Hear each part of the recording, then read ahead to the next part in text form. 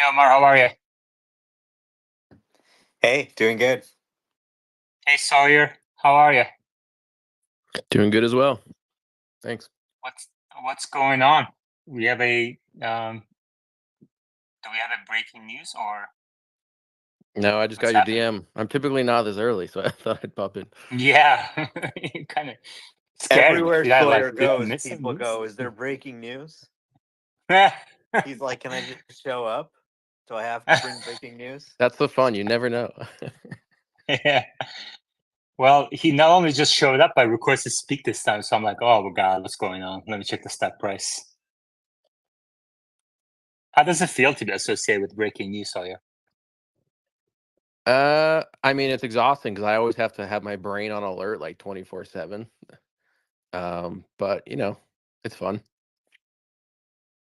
Yeah. Well, I guess you are a trusted source for breaking news. I mean, that's obviously carries a lot of weight. Well, let's get started then. Tesla stock is up 3% to $179 per share, up about 1% in the last 5 days. Nvidia up another 1.5%, up 12.4% in the last 5 days. Overall markets, Dow Jones flat, Nasdaq up 1% on the back of big tech, S&P 500 up 0.6, Russell 2000 up 0.8%. Wonder why Dow Jones is not holding up today. Healthcare is down a little bit. And let's see, Intuit and Salesforce are down. Wow, Intuit is down 8%. Wonder what happened there. They announced earnings yesterday. Interesting. You look at some durable goods orders today. Michigan's consumer survey all came in better than expected. The yields are about flat. Great. So, what's on your mind?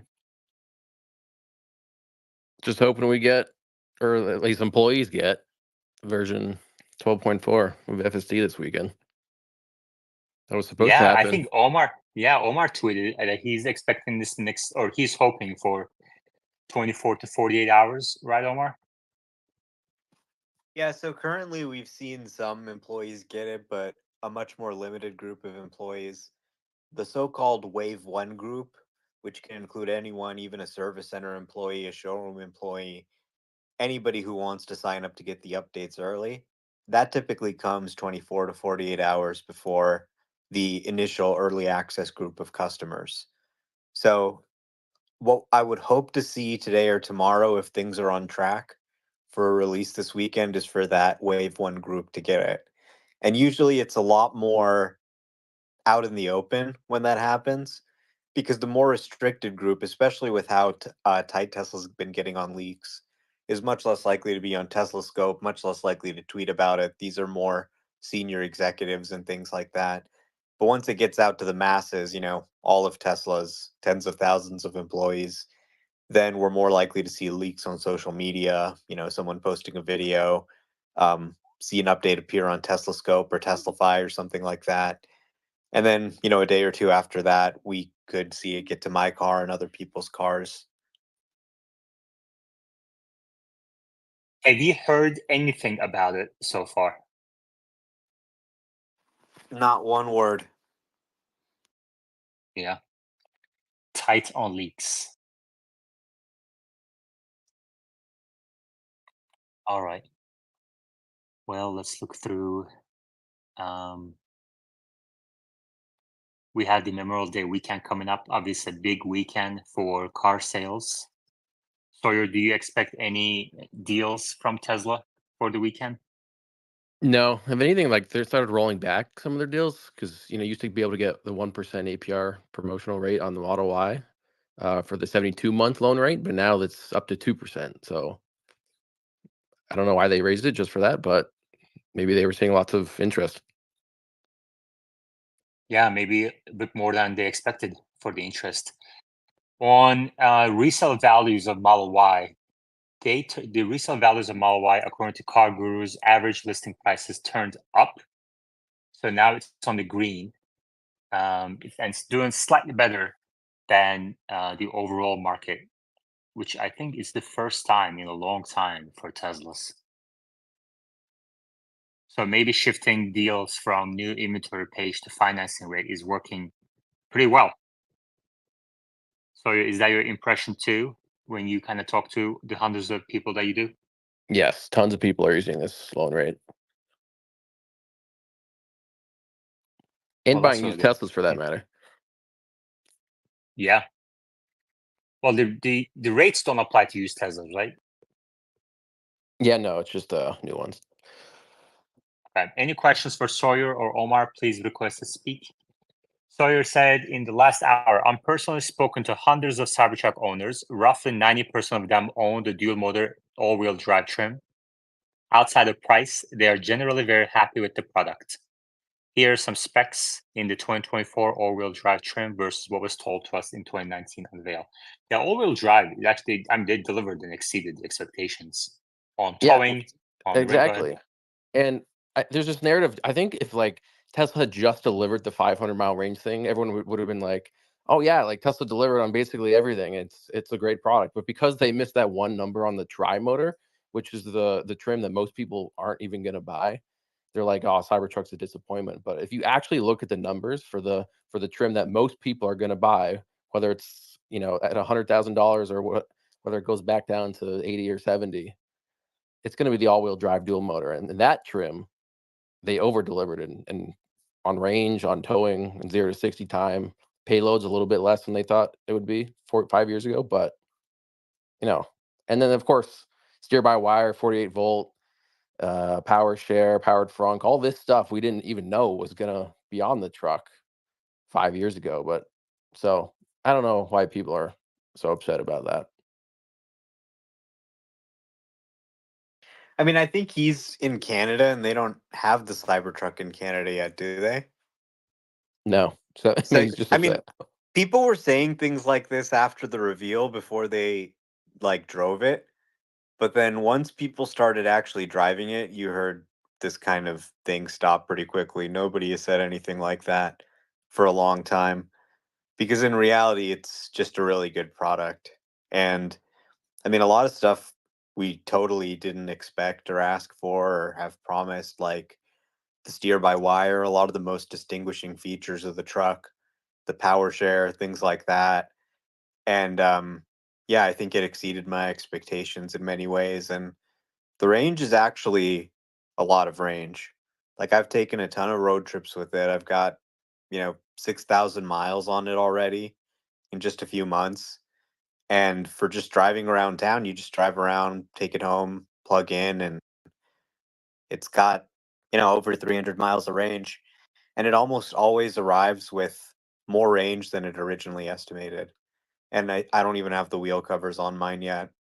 So I think as people drive it and experience it, and especially as the low end variants come down, you're not going to really be able to say that it's a disappointment because I don't think anyone expected it to drive so well.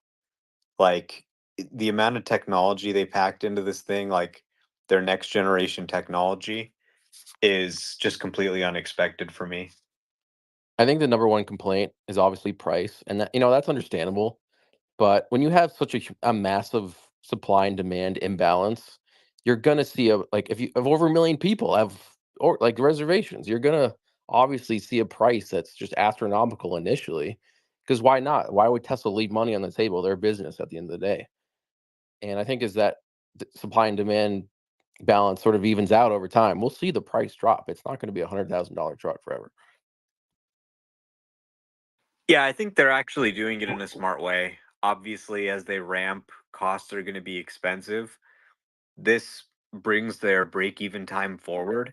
Frankly, when you look at the margin profile of this company and everything that's going on with the auto business, we can't be afford to be burning a ton of money selling Cybertrucks the way Rivian is. So selling them at a higher price. And what's amazing is they outsold the Rivian R1T priced $30,000 higher. Imagine 1 year from now when they're actually priced significantly lower than the R1T.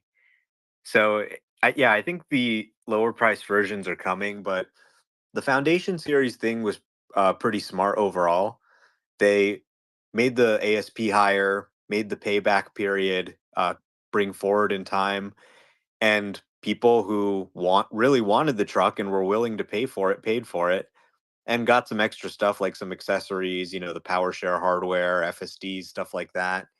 And I think as frustrating it is for the people who have to wait, next year they're probably going to have non-foundation for 80,000 and 60,000 with a point of sale credit, and that's going to be honestly pretty affordable for people. And even just like I got a DM yesterday from someone that got invited to spec their foundation series. So Tesla's still sending out invites, and he was 400,000th in line, I think he's told me, like estimated. So they're still making their way through the backlog. I just got my invite last night, actually. There you go. Yeah. When do you think they're gonna deliver the $80,000 Cybertruck Sawyer? Earliest at like Q4 of this year, I think. I Yeah. think just they keep sending out more invites, and I think they'll just keep making foundation series. Yeah. Tolant Hoxa, what's your question? What do you guys think when it comes to voting? I actually voted for Elon to get the package, but what do you guys think? How the stock will react to it if, let's say, God forbid, he doesn't get the vote, or what if he does? How the stock will react? Oh, my crystal ball is right here in my closet. Let me go get it out. Oh, My crystal ball broke. it's interesting. Well, The stock's actually just going to be completely flat that day. yeah. Yeah, I think pretty much everyone expects the vote to pass. If it doesn't pass, it would be a material drop, but who knows by how much? No one really knows.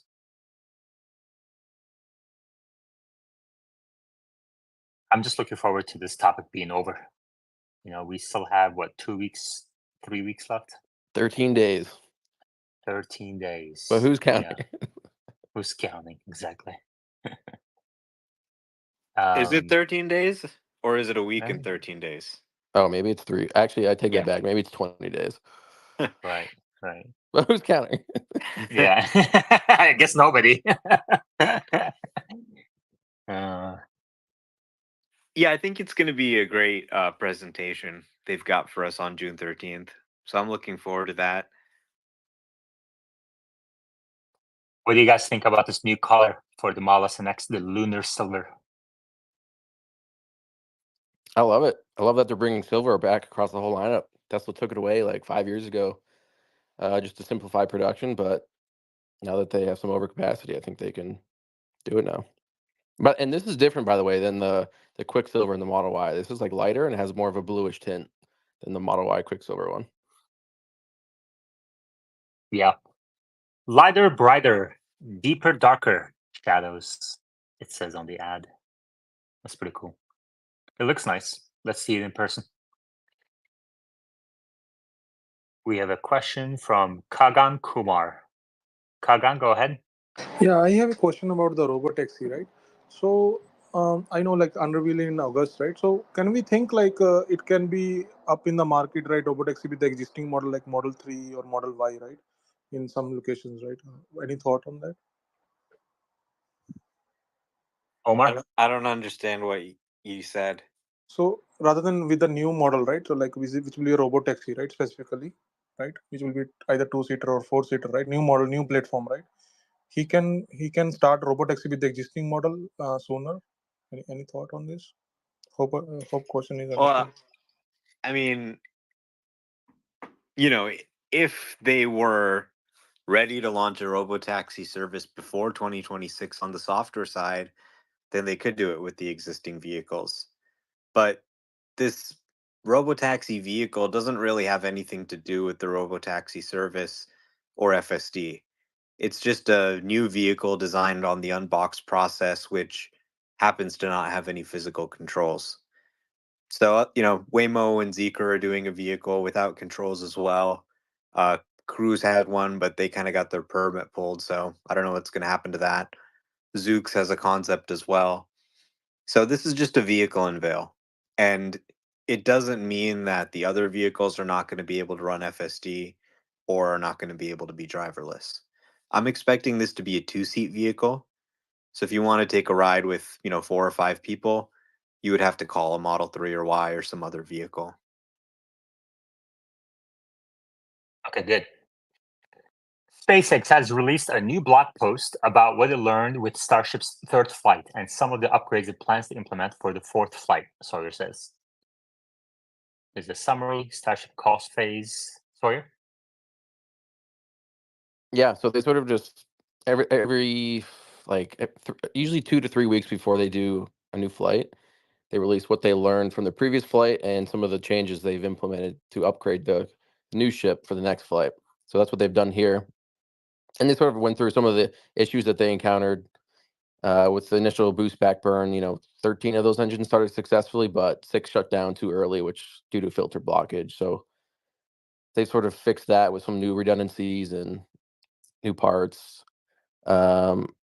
Achievements, they sort of went through investigations, root cause was so the clogging of the reason the ship was spinning as it re-entered the atmosphere was due to some clogging of roll control valves.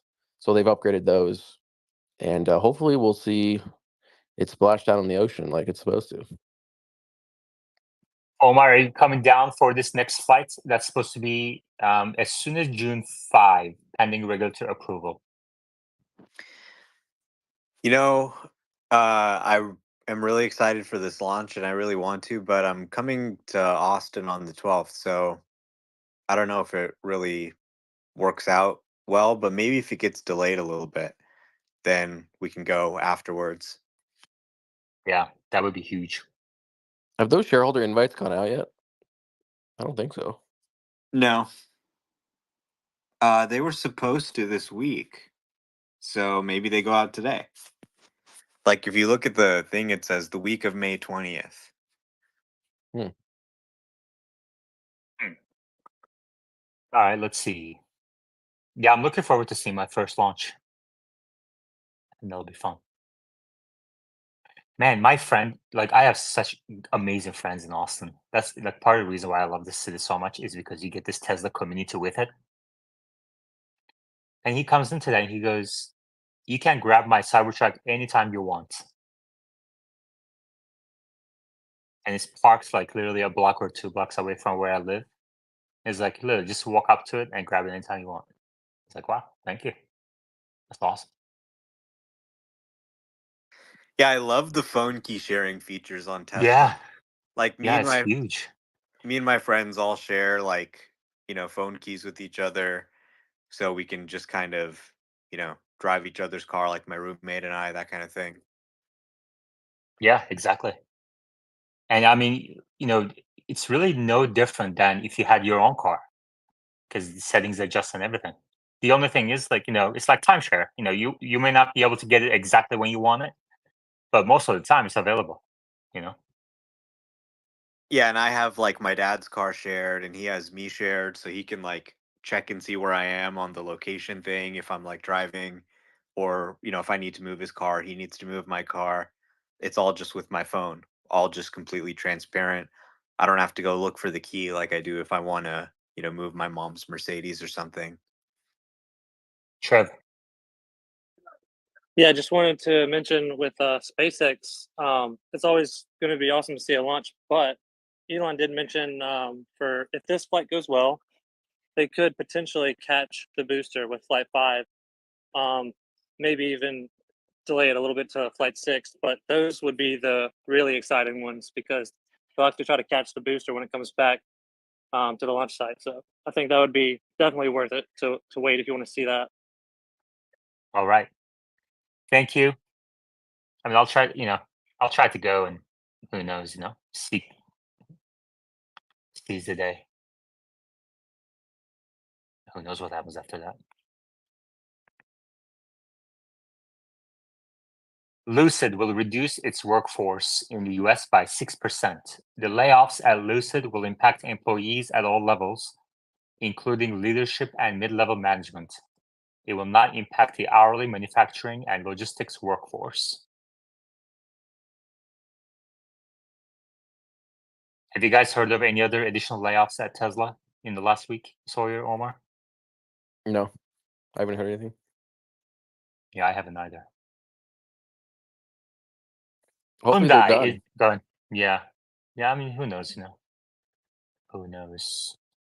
You kind of want to just do it as quickly as possible and get it over with. And then, people aren't worried about it anymore. Yeah, exactly. We have a question in the DMs from DGM who asks, what if the August 8th Tesla Robotaxi is a generic platform that can take on any automaker's driving automation system? Tesla would create a standardized control output signaling scheme so that anyone's outputs can control the car. What do you think, Omar? I mean, no, I think it's going to be their own vehicle. I'm not sure there are going to be any other automakers. I mean, have you seen these vehicles that are coming out of China? And the United States is now putting 100% tariff on them. Europe has done an investigation. They're now going to put tariffs on them. China's retaliated with the tariff on large engine American and European autos. I mean, these things are so cheap. They're cheaper than gas cars.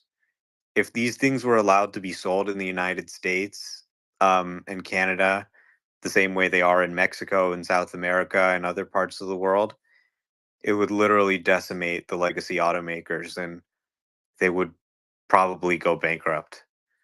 So, I'm not sure any strategy that really expects the legacy automakers to continue to exist long term is a good strategy. Brian. Hey, I've got a question about FSD. If I'm a driver with supervising and I'm incapacitated, what does the car do if it tries to nag me and I don't respond? Does it pull over? Does it stop? I've got 3 strikes, so I don't want to experiment with that. Omar? Define incapacitated. Like you're having a medical emergency, you fall asleep. What are we talking about here? I would say like in a medical emergency, a heart attack or stroke or something where you can't physically drive, but you're in the driver's seat. Yeah, I think I haven't tested this recently, but I believe it would just stop in place pretty much. So it may pull over. I don't know. I think it probably should try and pull over, but it might be actually better to just kind of stop and then people realize that something's wrong. I think it turns on its hazard lights as well and slows down and stops in place. So I think that's how they handle it today. They're also doing some drowsy driver and sleeping driver detection. So I think that's an area they could continue to expand on. But my understanding is right now it just slows down and stops in place.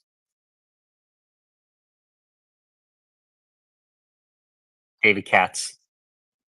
We have a member of our Tesla group who has something similar to epileptic seizures, and he's a religious FSD driver, lives in Missouri. He was going 70 miles an hour under FSD on the highway when he had an event where he could not control his muscles for 2 minutes. The car, this is a true story. He's recounted it more than once, and it's happened more than once. He wasn't always going 70 miles an hour. The car realized he was incapacitated, slowed down, and pulled over to the shoulder. Wow. I've never heard of anything like that. That's our friend Especially Jonathan. on a freeway. Yeah. I mean, if it had happened in any other car, anything would have happened, but it wouldn't have been a good result. And he tells that story honestly and more than once because, it saved him that day. Yeah, and he's welcome to come up to speaker board here and tell the story again. Sure. That's I think people should hear that kind of stuff, FSD and Tesla have a reputation that is less than what the actual numbers show. So the more that we told this story, the better, I think. I'll talk to him. We speak on Spaces at night in a Tesla and Friends group, and I'll see if we can I'll give you a firsthand. Have him give you a firsthand report. Okay, good. We have a couple of other requests to speak, but I can't really verify. I've never seen these accounts. So let me know in the replies if you have a good question. If I see a good question in the replies, I'll bring you up. I'll invite you up to speak. Pennington. Yeah, I just wanted to say something about the last point. I've had strokes, I've had seizures myself. So the presentation, the clinical presentation of those are obviously very different. A seizure is all of a sudden something happens and then your body's outside of your control, whereas like a stroke or a heart attack, you could be having them but have absolutely no idea what exactly is going on. And it's like to the naked eye, you may appear okay, but in reality, you're far from okay. So I think whatever approach could be used, I have no idea how they might be able to detect a stroke or a heart attack, but because of the intensity of a seizure, that seems like a more plausible thing to be able to identify a solution for. Thank you. Omar, there's a question from in a reply. It says, have you all heard anything about service centers being backed up? I've seen random posts on X about it recently. Anecdotally, my brother brought his new X to service 3 weeks ago and can't get anyone to give an update. Yeah, that's true. The layoffs had a big impact on some locations around the world, and thus, some people are having longer waits, but I don't think that will be the case a few months from now. But temporarily, that's the situation. Go I ahead, haven't Omar. noticed anything different, but it's possible if some people were laid off, maybe there could be an issue there. But you can just, message them and you can talk to someone through the app.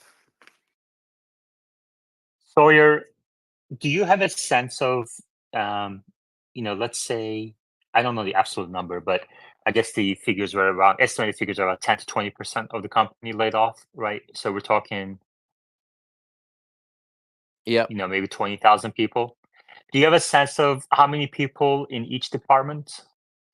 No, I wouldn't. My guess is it's been pretty random. Like, for instance, like the whole supercharger team was gone, but then some others was probably only 10 to 20%. So, but I don't know. Yeah. Okay.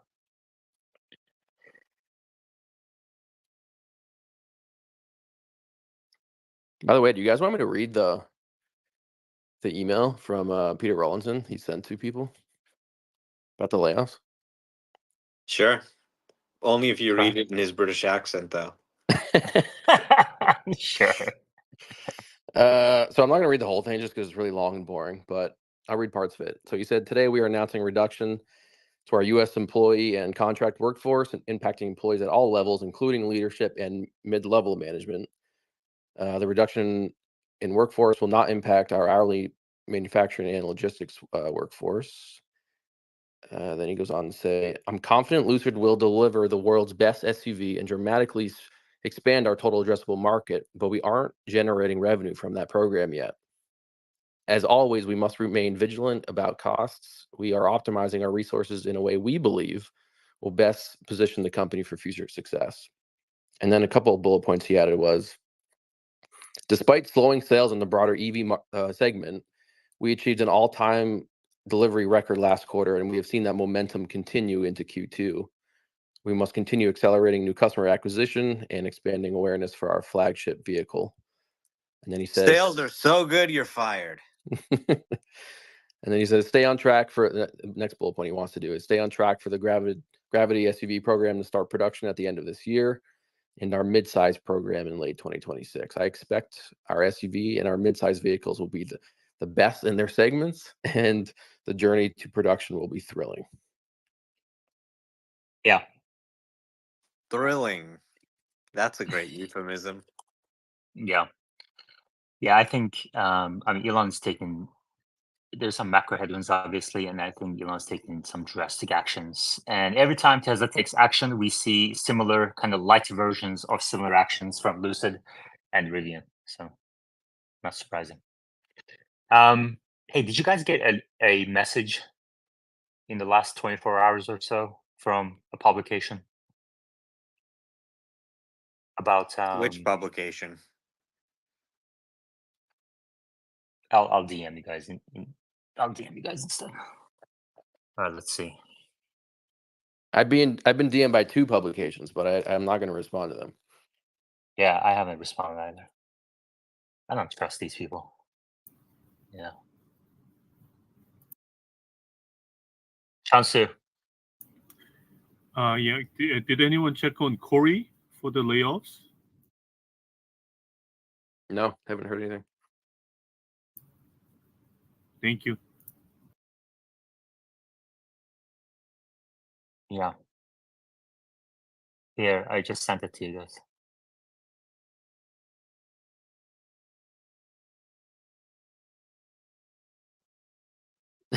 Yeah.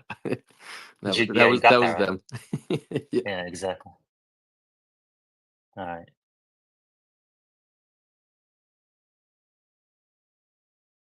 Yeah, no chance I'm going to talk to them. Yeah, exactly. All right. What were they asking about? Just like they said something like we're doing a piece on influencers with the vote and whatever.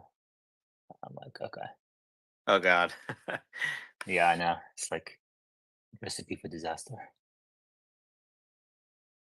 Yeah, the person asked me was like, I'm interested in how you view your role as an influencer for this upcoming proxy battle. So not Yeah, not I'm going to like, respond to that. what does that even mean? Like very vague. All right. Anyway. Also, like, I mean, if you've shown in the past that you're writing extremely biased negative articles about the company, you're not going to get any participation. You're not going to get any responses from people who view your publication as negatively biased. A reporter last week, or actually I guess it was the beginning of this week, DM'd me and was like, can you comment on the story I'm writing about the Cybertruck frunk closing on people's like hands and fingers? And I'm like, Yeah, they've exactly. already solved this like in a software update 2 weeks ago. I sent them a video like it's already solved. They're like, oh, okay. Yeah. All right. Hey Sawyer, I saw you posted a bunch of tweets about the impact report. Is there anything you'd like to highlight that you believe should get more attention than it is? Maybe just like Tesla received like a massive 5.9 million job applications last year, which is a 64% increase over 2022. There's been this narrative that people don't want to work at Tesla anymore and the best talent doesn't want to work at Tesla anymore. But I mean, if these numbers are any indication, that's clearly not the case. Yeah, exactly. That's ridiculous. The acceptance rate is almost as low as the acceptance rate of the Space's request to speak at 0.02%. Yeah, no, 0. actually, that's wrong. It should be 0.2%. Okay, 0.2% of all applicants in 2023 were accepted. How many of them were still around after 1 year?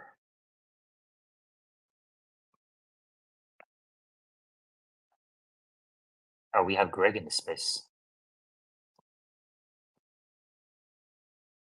And they including a lot of information in that. Yeah, it's like 155 pages. Mm-hmm. Well, if you guys see any interesting tidbits, welcome to bring it up here. Finflexity. Yeah, I would just like to say that an increase in job applications, you know, it's across the market right now. A lot of it is because of things like Glassdoor Easy Apply, LinkedIn Easy Apply, and similar features on Glassdoor and Indeed. Many people aren't actually considering jobs; they're just applying relentlessly in hopes to get one. I don't know what you said. Sorry. We got to work on your mic quality or something. Are you talking to us from your bed again? Are you under No, the covers? No? no. All right. Hey, Greg, how are you? I'm good. What's up, Yaman? How are you? Did you get your wheel covers? No, I didn't fucking get my wheel covers yet. Did you get your girlfriend yet? Nice.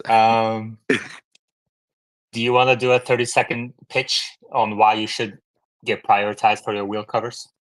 Because I make them look really fucking good, and I bought my truck in February, so I should have my truck right now with its wheel covers right now. But I'll take them later after others. I really like to go that route. Others before me, but I'd love them if they showed up. All right. No cursing in this space. In the last episode, we got limited again. The episode got limited for ads. Sorry. So no ad. That's okay. Freaking. Yeah, exactly. I know Ouch. you're passionate about these wheel covers as much as I'm passionate about, I don't know what. About me getting my wheel covers. That's what you're Yeah, passionate exactly. about. Exactly. Kia has unveiled the 2026 EV3. These stats look pretty good, Sawyer. Up to 350-mile range, price within $30,000 to $50,000, 81 kilowatt-hour battery, 100, except for the charging speed. For some reason, all Kia EVs have this kind of low 128 kilowatt. I guess that's better than Chevy Bolt and stuff. Yeah, and that should qualify for the tax credit. So that could be like mid-20s range after that.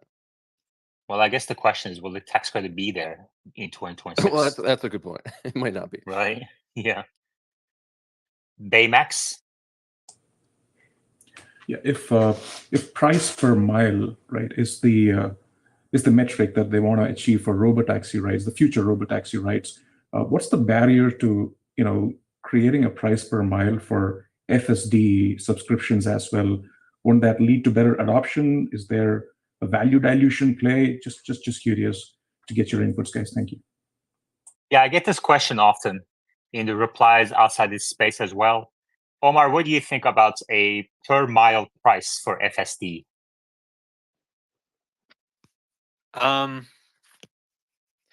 Well, that kind of encourages people not to use it, since the more you use it, the more you pay. So if they wanted to go more granular than a month, I'd say maybe do like a $10 day pass or something like that. But I think the $99 is fine for now. Yeah. And I mean, like, between $10 day pass versus $99 a month, I think most people would still pick the monthly anyway. The thing is, you need time to get used to it. So like a day isn't enough, or like a mile isn't enough. If that's all, you're gonna probably stop paying for it before you really get a chance to get used to it. Now, in the future, when it just does every drive flawlessly and you don't have to do anything, then yeah, maybe do a day pass or something. Finflexity.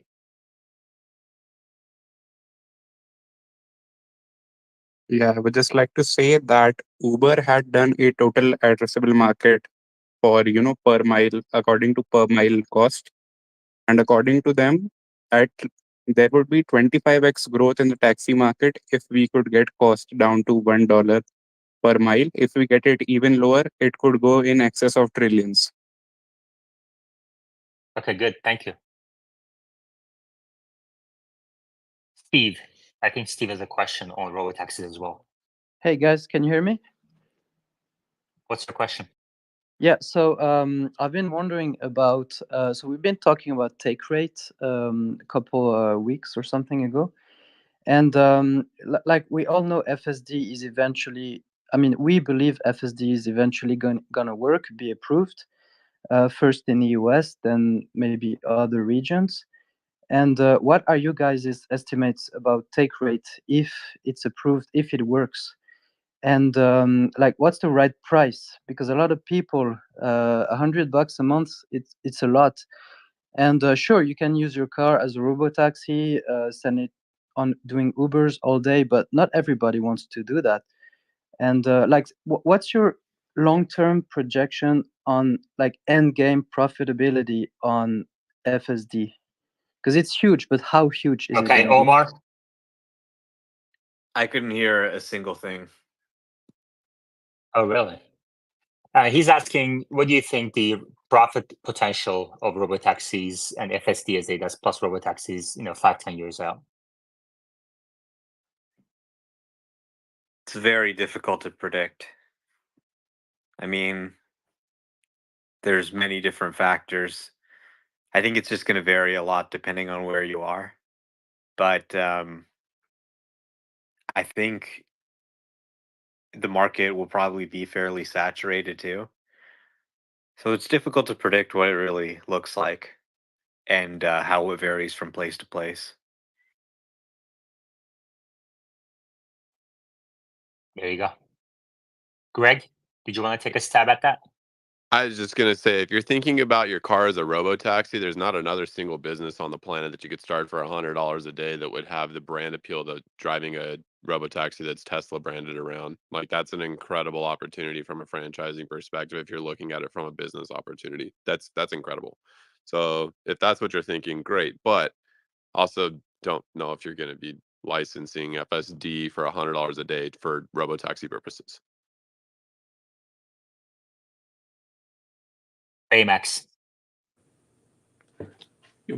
What's your opinion on having a programmable FSD route planner, right? So it's like entering the destination. And I know there's waypoints as well, but then this is like you want to take a specific route. For example, the use case could be a circuitous route through a school building or a parking lot, and I can just program it instead of entering the destination. And save as favorites, yeah. You can just tap on the screen and pick the route that you want it to drive, and then it'll take that route. Good. Omar, I see you ordered the range extender. Yeah, I thought, why not? This thing should theoretically make it the longest range electric truck you can buy. So once it's available, I definitely like to try it and, do some range tests maybe. Yeah, so this $500 deposit, right? What's the total cost when it's available? I think it's like $16,000. Wow. Greg, are you going to get that too? I personally don't have a need. I don't tow, and I generally don't take crazy road trips. I also like to experience the native product before I make that decision. For like on a road trip. I don't have a major need, so I don't have a deposit on it though. Okay. Greg, how you loving your Cybertruck? Are you loving it, or are you going to marry it, or are you living in it? Which one are the three options? I'm loving it for sure. Today's actually day 90 of ownership. I just hit 5,000 miles on the odometer, which is lower than some, but more than a lot of other people too. It's been awesome as far as functional issues go. Nothing other than some random. I'd get some black screens that I scroll roll reset, and then I'm good to go. I'm talking 5 or so over those 5,000 miles, maybe 8, but you reset the truck and you're good to go. Um, that's something that I feel like fell off a lot and then has come back in the recent update. But now with the most recent .7 update, I've not seen them since. So there's things that they're working on and probably tinkering with that change. But I've been enjoying my truck a ton. Really grateful to have it, and it's a pretty solid vehicle for sure.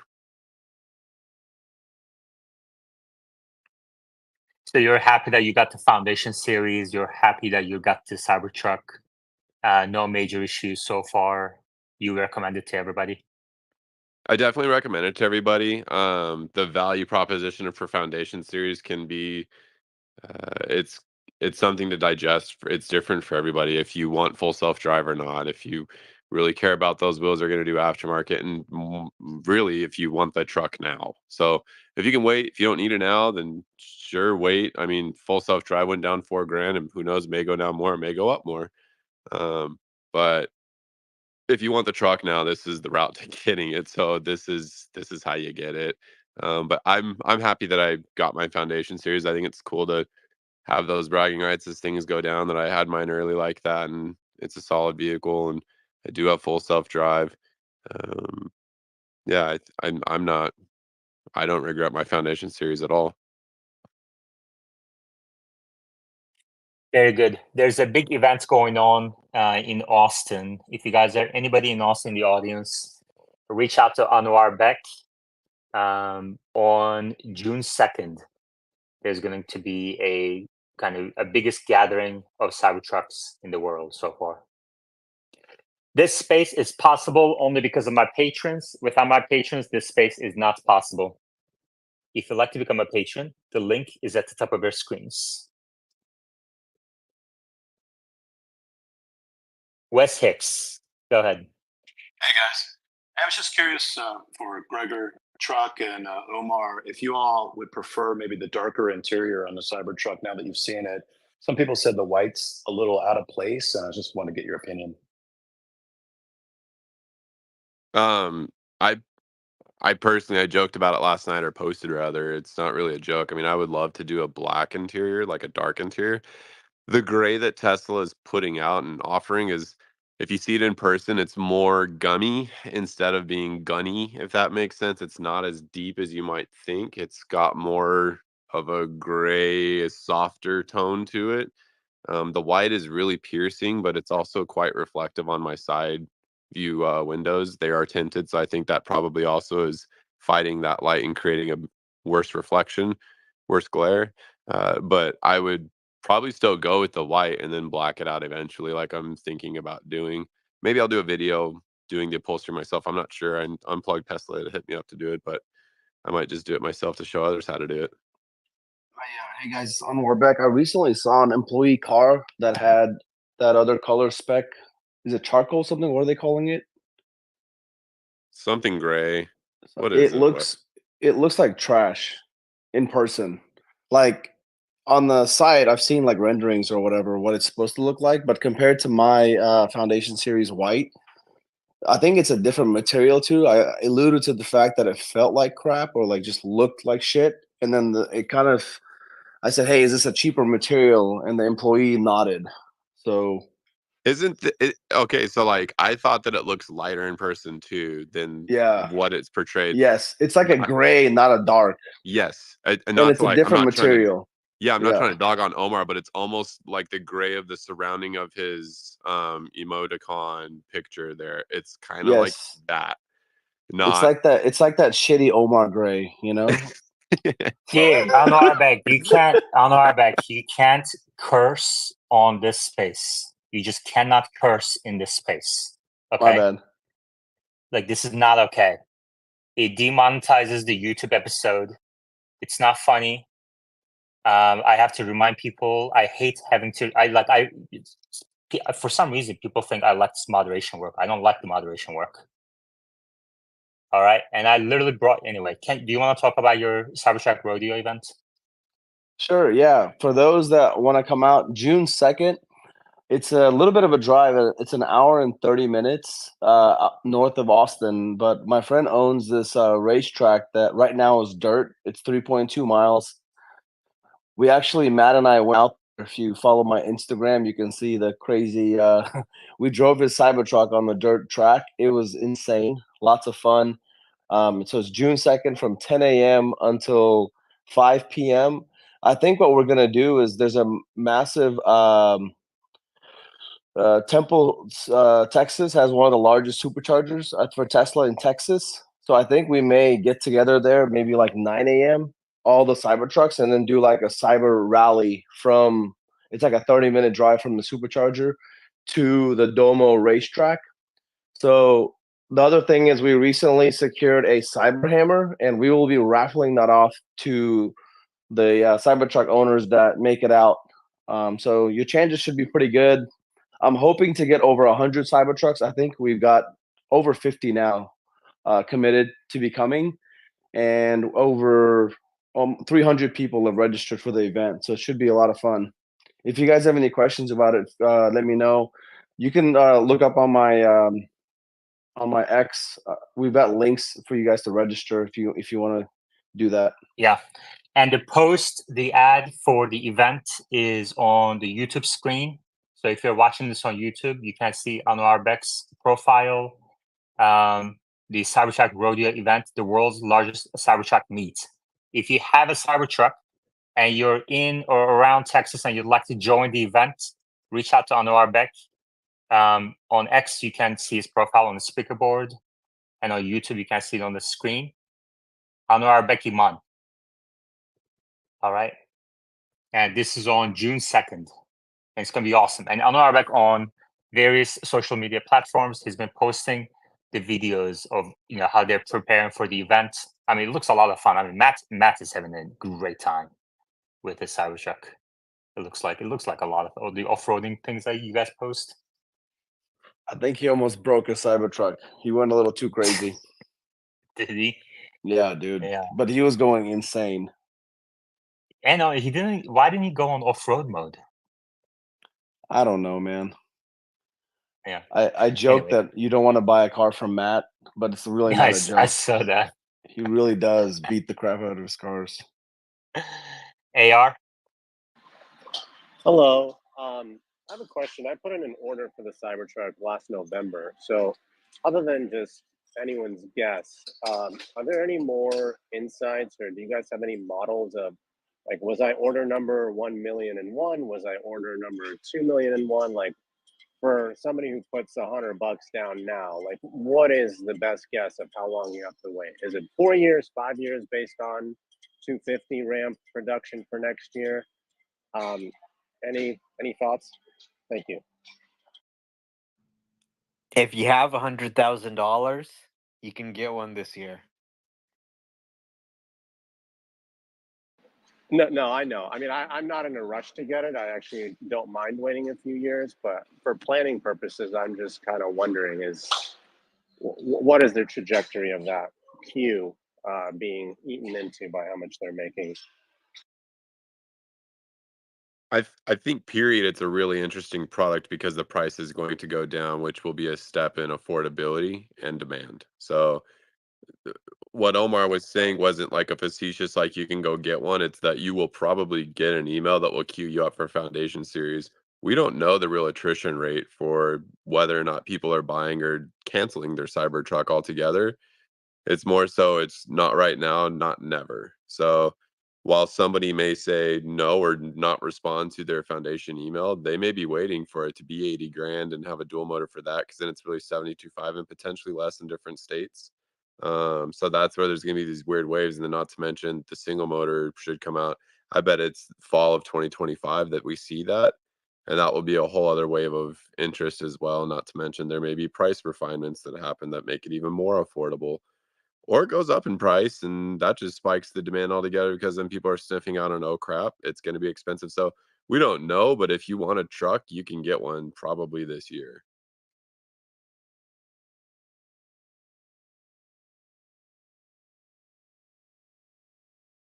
Wessex. Hey, since we're on the topic, maybe you guys can help me. This is a related question. They had a Cybertruck, I don't know, if expedited Cybertruck delivery program for shareholders. And it's been quite a few months since I submitted my paperwork for that, and I've never heard anything from them. I've sent several emails to them. I know they're crazy busy, obviously, right now. But I don't know what to do. I don't know if they just overlooked my paperwork, or if I'm one of many people, perhaps, that are not hearing from investor relations.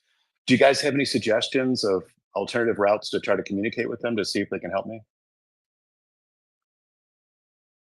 I think you are one of many.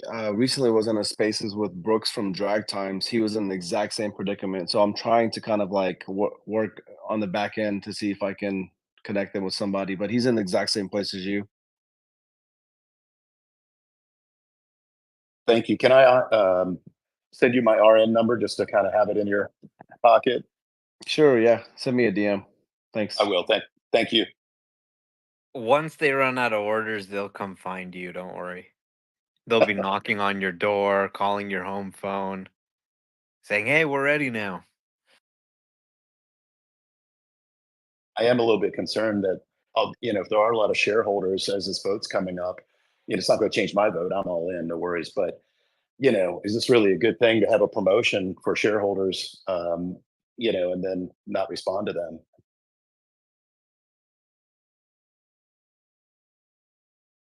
Give me my Cybertruck or you're fired, Elon. I mean, I think, they are going to accelerate these Cybertruck deliveries, but there's probably a lot of shareholders who expressed interest in. They're only making, 1 to 2,000 trucks a week. So I think they're ramping, seems to be headed in the right direction. And once they do, they can get a lot more people their trucks.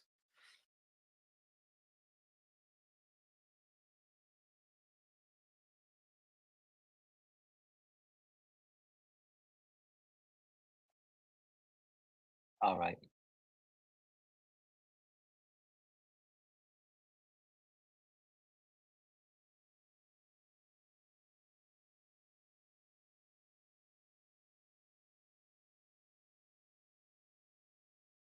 Greg says, I've been told there was a peak production day this week on Cybertruck of 250. Annualized, that would be 75,000 trucks. Greg, how many days is the Cybertruck line open? Is it 6? I believe it's 5. I've not asked that question, but there's also I think that the Y line is on a relief, and some people are switched over to Cybertruck for now because the Y is pretty backseated at Giga Texas. But I think that'll get back to a little normal in June. But they're definitely ramping, and it's cool to see. One of the things that you see too is like sometimes a certain component will have a burst day too, but this was like units finished. So that some guys like I want to say it, the craziest thing that I've heard was they made 400 front castings in a day or something like that just to say they could do it. Like they stressed the line in different areas to kind of mold the putty to make that beautiful sculpture that is a ramping production line. So I mean it's several pieces that got to come together. So they stress them all, but 400 is 400, or I think the joke is like 420 even of the front castings that were made. The fronts are easier than the backs because the backs are several pieces, but yeah.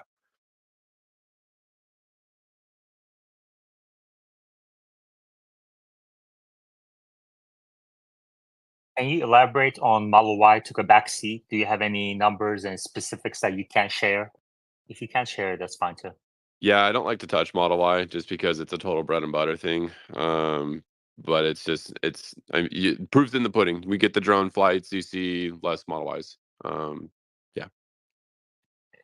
When I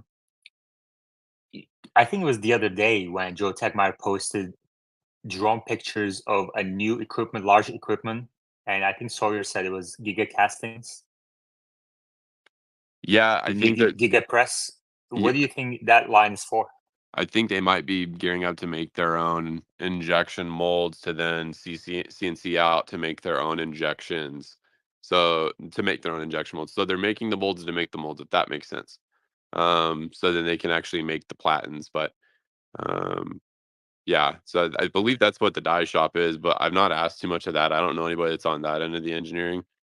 That's a whole different mess. That's a crazy mess too. But it's a very slow moving mess. I think that it's basically a die casting system. I'm gonna try and pull the import logs and see if I can see what it actually is, though. Okay. 2 years from today, how do you think the composition of production at Giga Texas looks like? Is it going to be similar to today, where you have the Cybertruck production line ramped up to 250,000 a year, and then some Model Y as well? Or do you think Tesla will start producing the next gen vehicle at Giga Texas by then? Let's say 2 years from today. What do you think? Yeah, 2 years from today, I think you're seeing Cybercabs like you see Cybertrucks, and you're seeing Cybertrucks like you saw Model Ys, and you're seeing Model Ys in the volume that they were too. But I also think there's some different looking buildings on site at Giga Texas than there are now. They got a lot of room to grow. There's a lot that they can still do there, and there's a lot they're gonna do there. I mean, another piece of evidence to that too, just for you to not be like, okay, Greg, is they literally want to relocate everything to Texas. Texas is really important to Tesla, so that's cool. From what I understand, right now they're running 2 lines, and I think the plan over the next 2 years is to increase that to 4, if not 5. So I think it'll be like 2 Cybertruck lines full capacity to Model Y, and then whatever the next gen vehicle, the Robotaxi vehicle. Cybercab. Interesting.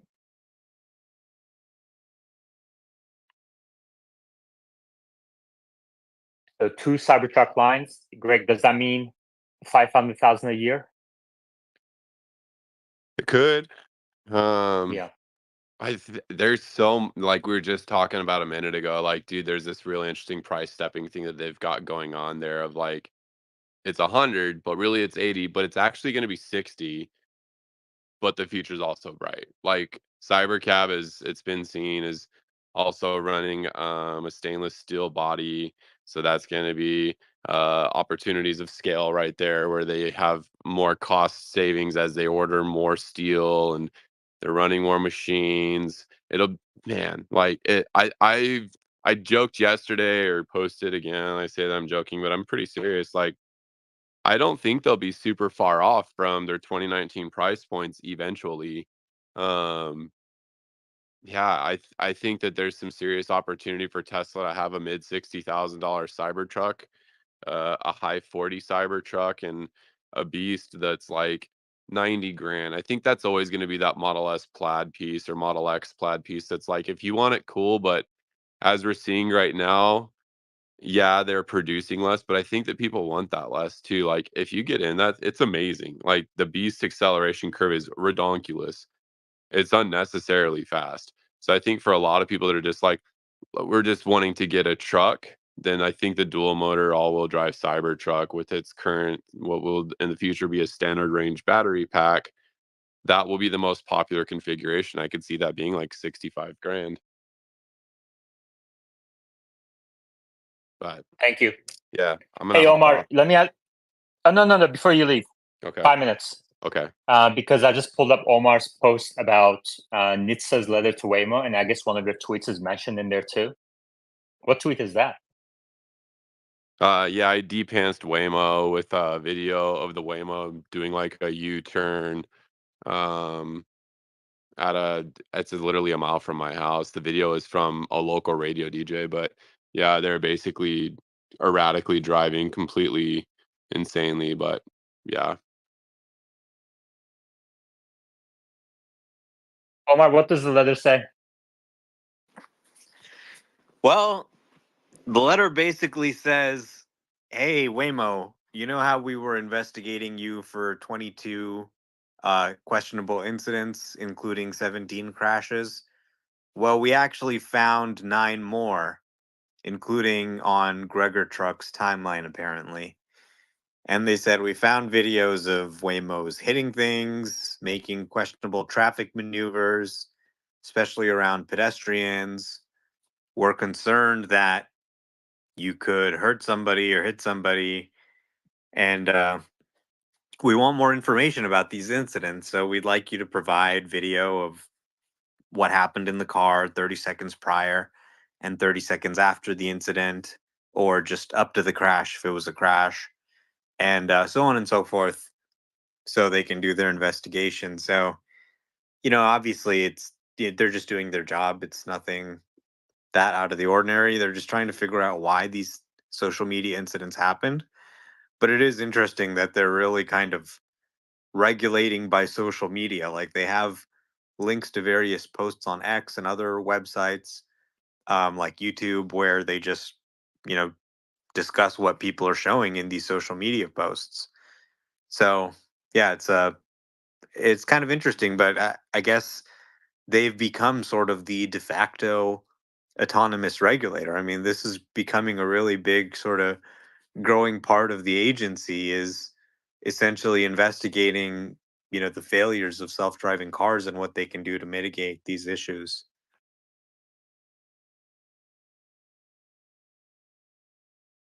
Yeah. Yeah, Waymo is testing in Austin, but they've been, the rumors of Waymo entering Austin has been around for a year now. And it's taken them a long, long time to expand to new cities.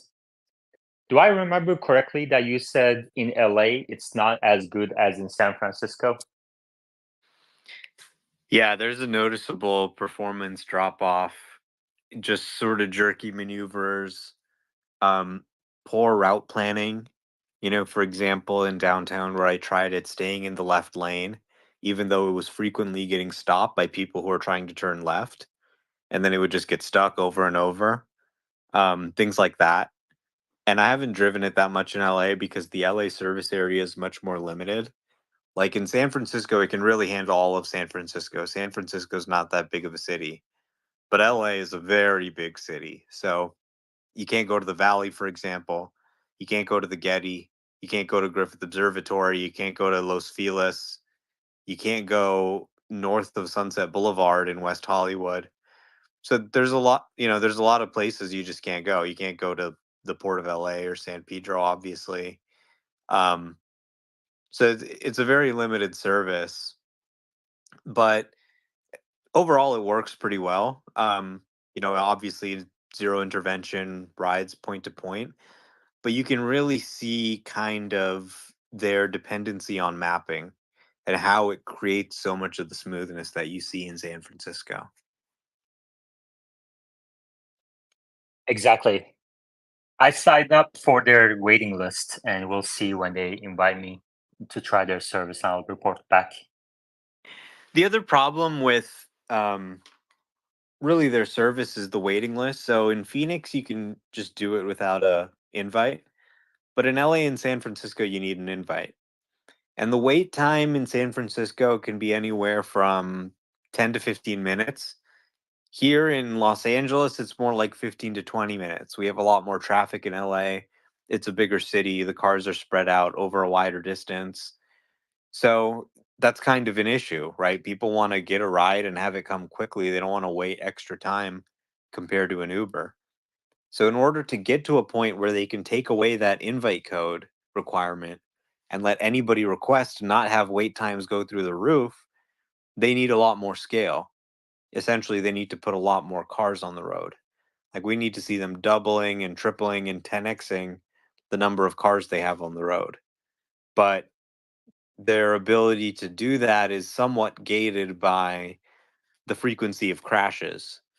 And if we're seeing this many incidents with 1,000 cars, then with 10,000 cars, we would see 10 times more.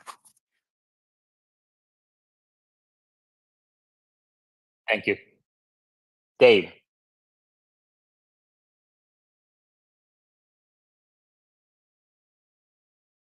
Dave, you have to unmute yourself for us to hear you.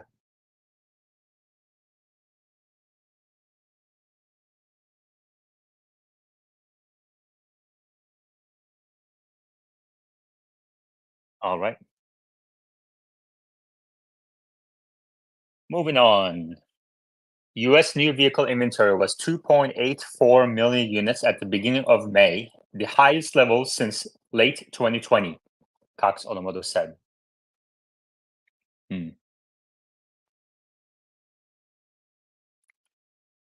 What's this clip about Tesla Cybertruck PCS compared to the Model Y, Omar? Yeah, it's just a video from Autoline. They had CareSoft on. They've been tearing down the Cybertruck, and I've been enjoying watching these Cybertruck teardown videos. It's amazing how under the hood, even the little pieces that you don't see have really been dramatically improved. You can see how they've kind of redesigned the power conversion system for the Cybertruck. And it's almost more like a printed circuit board.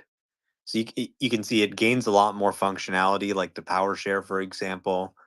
But a lot of things that were kind of big, sort of manual transformers and power electronics are kind of now handled by like these little chips. So it's just better, smaller, easier to manufacture, more reliable.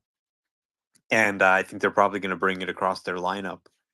So there's really an incredible amount of new technology in this thing. It's pretty crazy. Very good. I've been seeing a lot on Google AI overview. People are posting screenshots of what the AI overview spits out. But before we switch topics, let's see what Inflexity has to say. Yeah, no, I was just saying about the Google topic itself. I tried the same and it told me to go and eat rocks and try a raw fish instead. Yeah, it's wild. I mean, some of these, screenshots I'm seeing, they are so out there that I'm like, this can't possibly be correct. Like, Omar, are these people making this stuff up, like photoshopping these answers, or are these the answers that AI overview is giving? For the most part, they seem to be real, and you can try it yourself by searching the same thing. It looks like Google's starting to scale the feature back now, but yeah, it's pretty bad. Yeah.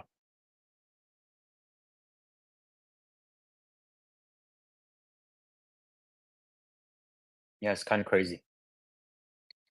I mean, at what point did they kind of throw in the towel? This has been one blunder after another blunder for Google. I think they were just way too motivated by the fact that everyone was saying Google has lost it. OpenAI is ahead. They've got the future. Google stumbled. What are they doing? They're asleep at the wheel. And they just had to get something out super quickly and didn't take the time to actually make it a great product. And they desecrated the holy Google search, right? All around the world, people know Google search. You type it in, you get facts. You get, okay, maybe not facts, but you get information from the internet on pretty much every subject, right? You can go in there and type something and usually get a pretty good answer. People have learned to trust it over the years because you usually get pretty good information. And now all of a sudden it's just telling you complete bullshit. It's telling you, "Hey, I'm making a pizza and the cheese won't stay on the pizza. What should I do?" And it tells you, "Well, put Elmer's glue on it. Glue the cheese to the pizza. Just make sure you use non-toxic glue." And you're feeling depressed, it says, "Oh, you're feeling depressed. Why not jump off the Golden Gate Bridge?" That's what somebody from Reddit suggested. So, it's just one blunder after another for Google. Honestly, I saw this and I sold half of my Google stake because I said this is, not going to roll out as fast as I expected. They're going to have to scale it back and go back to the drawing board on this. If they can't, if they erode trust in the fundamental search product, they'll only push people right into the hands of Bing, Perplexity, and other AI search engines that actually work and don't tell you to jump off the Golden Gate Bridge. When did you sell half of your Google stake? Last night in the Wow. overnight markets. And it's up Wow. since then, so. Yeah, that is wild. I still plan to increase my stake, but I was thinking, it could go a little bit lower from here. And I could have an opportunity to do that below the price that I sold. Yeah. Finflexity? Yeah, I think the bigger concern from this fiasco was that I saw a post of a person. He managed to set up his website SEO so good that when you search his name on Google, the first thing you see is that Nobel Nobel Prize winner, then his name, and then it's basically just saying everyone that he is a Nobel laureate and the person is in college. So it's insane. Interesting. Yeah, this is way too many mistakes. This is kind of crazy. All right, let's get what Broken Sky has to say, and then we'll go to Bradford. Broken? Yeah, just real quick. What's everybody's thoughts on the spring rollout and how that's coming about? And the story this morning that if you've selected the $99 FSD, they're going to be pushing you the updates to that as a priority and deprioritizing you for the software updates. That's all I got. Thanks. Omar? Yeah, the FSD updates need a little bit of extra validation. So sometimes they're a little bit behind, but generally now every build has FSD in it. Like the people who have the spring update, it's running FSD 12.36. And the next version of FSD, FSD 12.4, will be issued with the spring update as well. So just because right now it's 2024.8, because it's been in validation for so long, they've been testing it for so long that the spring update wasn't finalized at that point, and they can't go back and change part of it because then they have to start over on validating it. But now that it's getting out there, they're going to issue a new build that's a 2024.14 and have it. So generally, don't worry about it. The software will just come to you when it comes to you. There's nothing you can really do about it. Having FSD or not having FSD doesn't prioritize you or deprioritize you. It's just kind of part of the process. They can't send updates out to everybody because they need to be able to sort of isolate things out for safety. It's annoying, but ultimately it is what allows us to install these updates and be confident that it's not going to impact our trip or impact our car, and everything's just going to work, pretty well. So, just don't worry about it. Okay, that's just, I'm running 12.3 because I've got FSD signed up for it, but I'm still running 3.25. Yeah, that's the latest version. So you should be good with that, and you'll probably be updated to the spring update anytime now, maybe even this weekend. Great. Bradford, how are you? Doing good.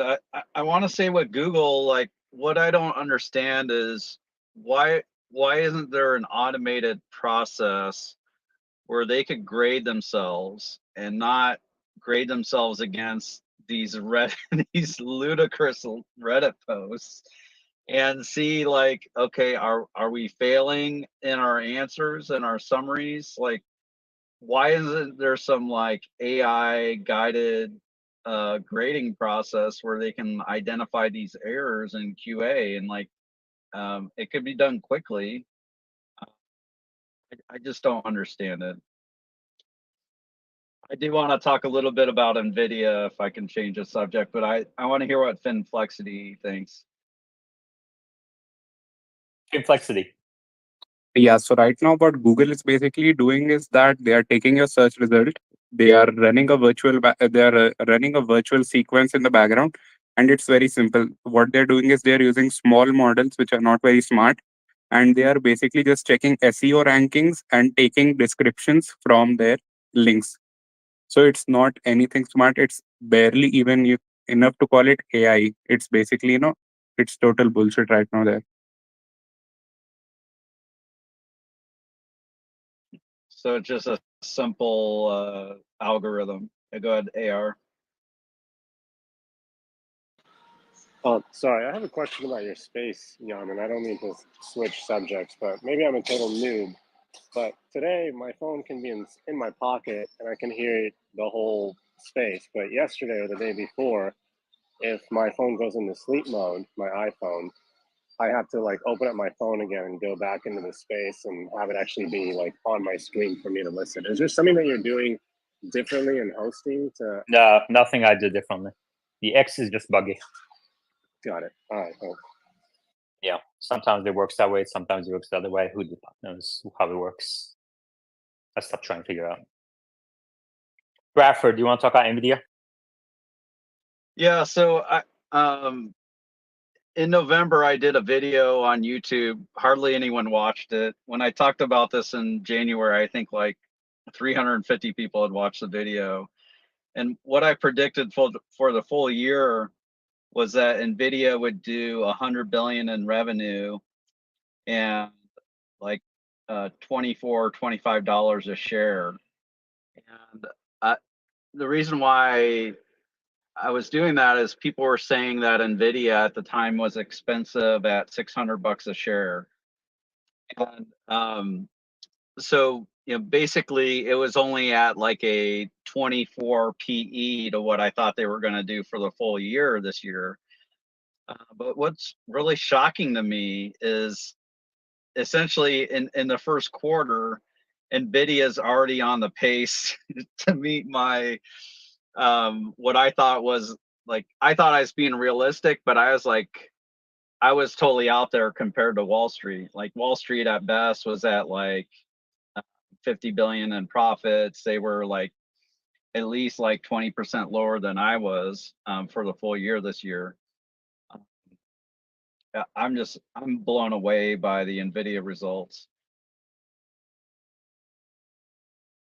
And the other thing I want to say about Nvidia is we still own it overtly for clients. We're probably underweight. And what concerns me is it seems like everyone's talking about it, and everyone's like, when I say everyone, I'm saying like 90% plus are like extremely positive about Nvidia. It seems obvious now. Like the sentiment in the stock is even higher than it was in January. It's like, it's scary how positive people are on it. They have incredible momentum in their business. And I believe that Nvidia is going to continue to do well. I tweeted this yesterday. I think the whole scenario that Jensen Huang, the CEO of Nvidia, has about accelerated compute taking over data center, I think that will come to fruition. And that's when I say that I think Nvidia will hit $2,000 a share within like 3.5 years. That's the scenario in my mind where they're just taking a much greater share of the data center, like accelerating toward like a 50% share between CPU driven compute and GPU accelerated compute. Okay. Omar, what do you think about what Bradford said?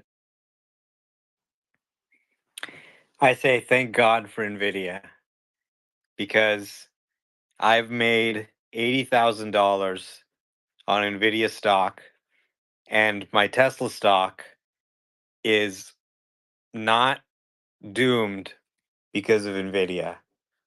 FSD 12 brought to you by Nvidia. All this training compute they're adding, it enabled this new paradigm where they just, train the shit out of it. And, would I have liked it to be Dojo? Sure. But at the end of the day, they are using Nvidia because the chips are so good. So the reason my car is able to drive itself so well is because of these chips. And, as much as people say, oh my God, this is kind of crazy, sentiment's so high, whatever, you can just create enormous amounts of value with these AI models. Like, it's really just kind of staggering, right? So you're probably going to see, like, we haven't even started to see the deployment of these things where consumer internet companies and enterprises and sovereigns are really using these models at scale and having like really heavy inferencing demands, which seems kind of inevitable at this point.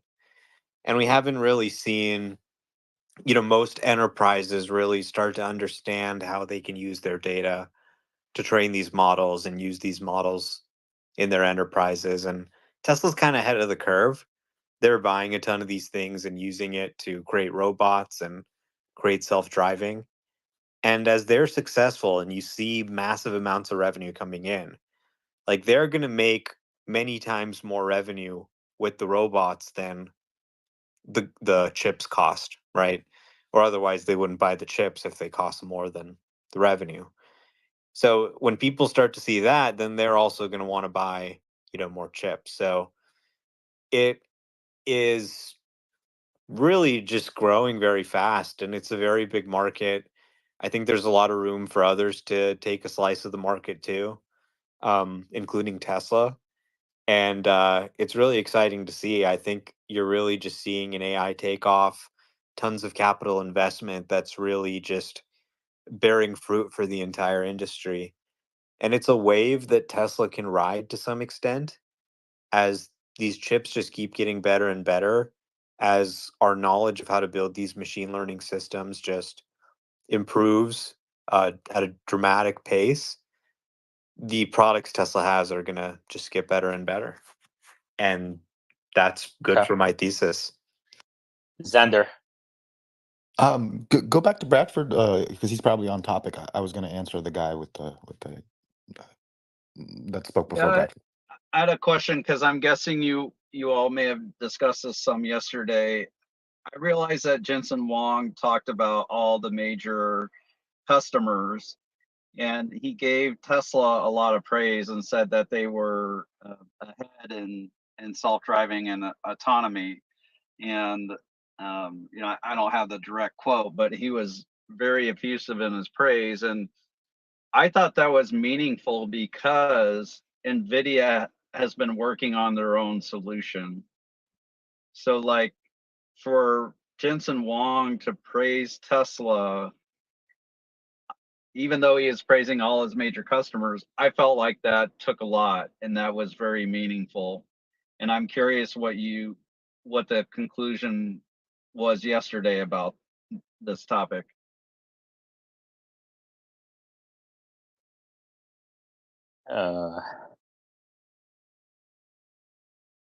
Xander, do you want to answer the question? No. Okay. Do you want to talk or do you not want to talk? So I just hopped up to say that it's a Just say it. It's a Bluetooth handoff issue. So for the guy that couldn't hear when he turns off his phone, just rejoin the space and it comes back to work. Okay. Thank you. Bull 2035. Yeah, I'd like to ask a Cybertruck question if I can. Omar posted a really neat video earlier today showing the 48 volt versus the 12 volt and the Y. My question for Omar or anybody else, is there any practical differences, anything you've noticed because of the 48 volt and the Cybertruck? Well, the biggest thing is probably the steer by wire. I mean, it completely changes the driving feel of the truck and it makes it more nimble than even like a Model S. And it's just a great driving experience. It's so easy. You can drive it with one hand. So that's a game changer that I expect to come to all Tesla vehicles. And Tesla said that it is really only made possible by 48 volt.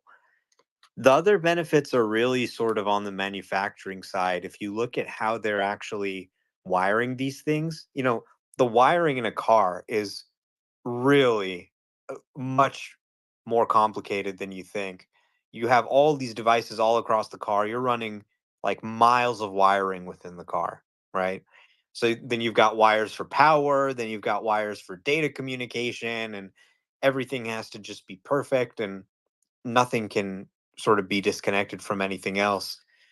So with this new architecture, they're essentially just running an Ethernet cable, and that delivers 48 volts of power and data transmission all in one cable. And they've put them in these new enclosures that are kind of like rigid enclosures. So rather than the wires being these floppy things, they're kind of in this, aluminum bar, and they just kind of snap in place. So it's a dramatically better wiring architecture that really, really simplifies manufacturing. It removes, NVH. You're not going to hear those wires kind of like rattling around or anything. It's just way simpler. It saves time. You're not going to have as many missed connections. You're not going to have as much wire. It saves money. It saves copper. So there's a lot of benefits to the 48 volt architecture in general. With the higher voltage, you need less copper too. So that just saves on the bill of materials and stuff like that, and really contributes to the driving performance you see too.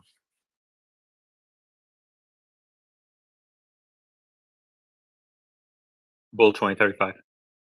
Yeah, I think that's great. I appreciate that. My last question is for Omar. Anything with FSD in this 48? Is there any advantage for FSD now or not? With the 48 volt, yeah, I mean, I think again, the steer by wire, which requires the 48 volt, is really useful for FSD. You could, for example, disable the steering wheel so that somebody could go to sleep and they can't accidentally knock the wheel and move the car.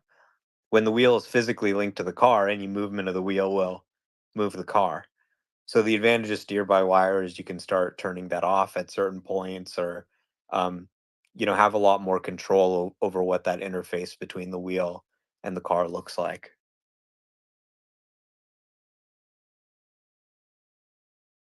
AR. Yeah, I'm curious on everyone's thoughts. There was a lot of talk about Warren Buffett. Could he invest? Could he not invest? Aside from Warren, Bill Ackman proposed some sort of syndication of X a couple months ago. So he's kind of positive on Elon. Do you guys have any thoughts about whether it's Bill or any other big prominent hedge fund managers that might be circling that, thinking that this is long term a good thing to get in on with Tesla? Omar? Yeah, there definitely have been some VCs and hedge funds that have been jumping in. What was that one? The Brad and what's his name? And their fund, and a few others. I think some prominent X Right. users as well. Yeah, the guy with the VC fund who has his YouTube channel, right? Right. Yeah, what was his name? Brad Gerstner or something. Yeah, right. Right. Yeah, he actually has a pretty large fund. Yeah. I think it's like $20 billion or something, right? Right. Yeah. I mean, people in Silicon Valley are definitely talking about this. They're talking about this on Sand Hill Road.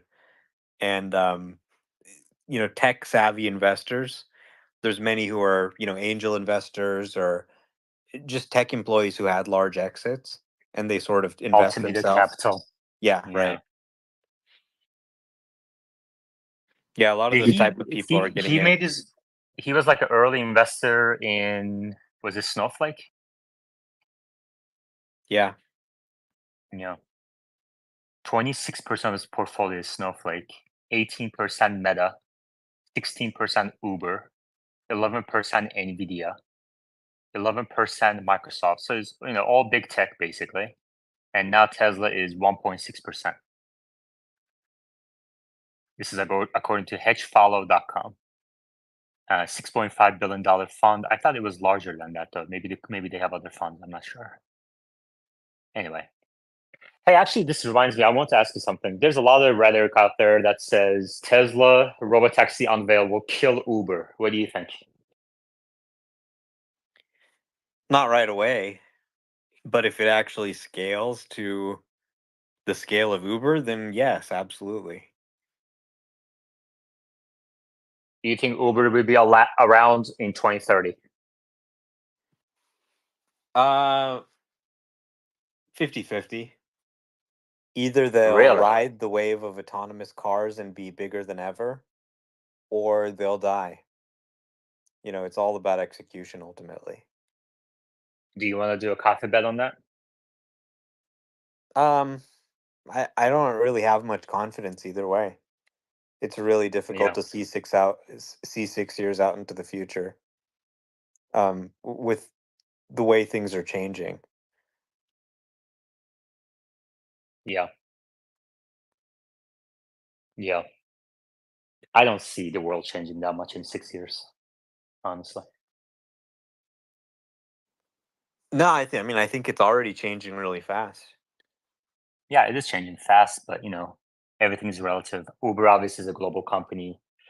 Their Uber Eats business is doing well, growing faster than the mobility business, I think, and it's profitable. So how are you going to disrupt that with just a robotaxi? Yeah, And you probably people need a take time. robot too. Yeah, people take time to change their habits. And yeah, I guess we'll see. Yeah, here's what Tesla needs to do.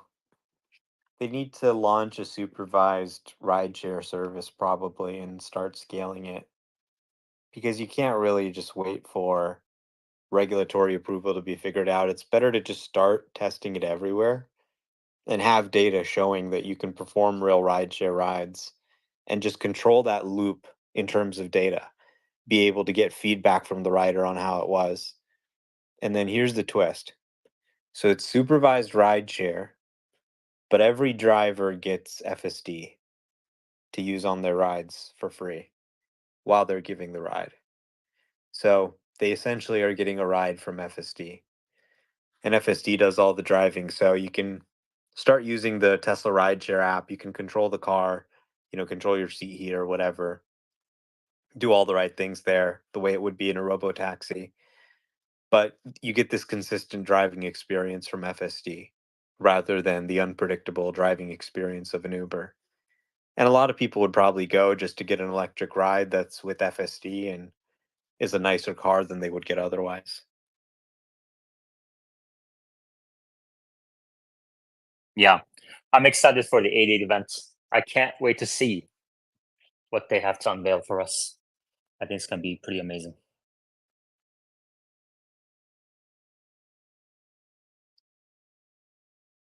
What's going on with this SpaceX? There were some headlines that they were trying to raise capital at $200 billion valuation, and then Elon denied it. I guess No, SpaceX is buying back. Go I ahead. think it was a little bit of a misunderstanding. They were doing a tender offer, right? So they're not raising capital. They're actually